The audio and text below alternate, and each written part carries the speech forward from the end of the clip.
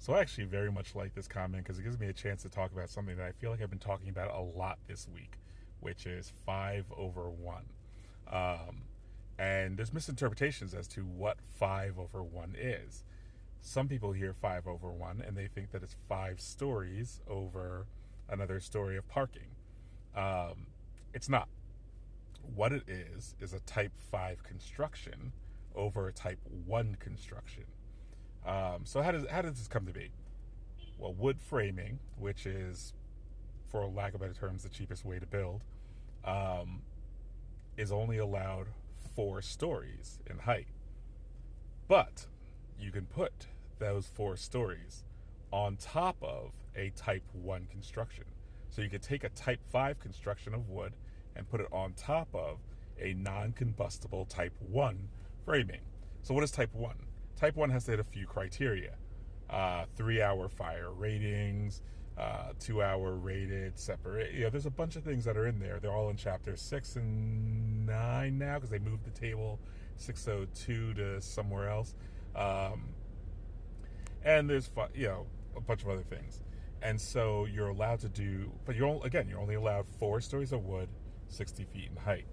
So those 4 stories of wood on top of a type 1 construction, steel or concrete, um, give you a 5/1. It's not 5 stories, 4 stories over 1 story. And sometimes, depending on the slope, the grade, etc., it may end up 4/2, but only 1 story at your grade, your average grade, etc. So there's a building near my office that is a type 5/1, where because of the slope from front to back on the site, it looks like 2 stories, but the average grade makes it 1 story and a basement. That's just some fun stuff that I've been talking about a lot this week for some reason. And, let me be a little more specific. So, in the building code, um, under type 1 and under type 5, there's actually two subcategories: type 1B, type 1A, type 5B, type 5A. They really talk about the fire rating, which you can look at the distance from property lines, such like that. And so now here's the wild part about type 5/1, 5A over 1A. It actually, by the way that the building code looks at it, is creating two buildings. You've got a type 5 building that sits on top of a type 1 building. So you could do a lot of your code analysis as though it's two buildings.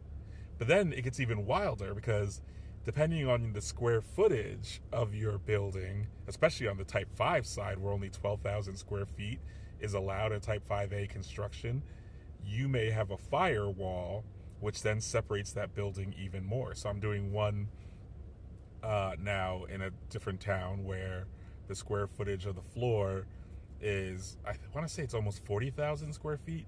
So we ended up having to put in 3 firewalls that creates 4 buildings of type 5A that sit on top of type 1A construction.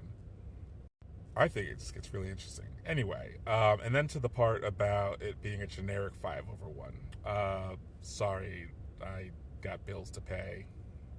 So this is what the client wants. I mean, if I was independently wealthy, I could give you a more interesting 5/1, maybe. Maybe I could design my own. But no, you're going to get what the client wants, and that's what the client wants.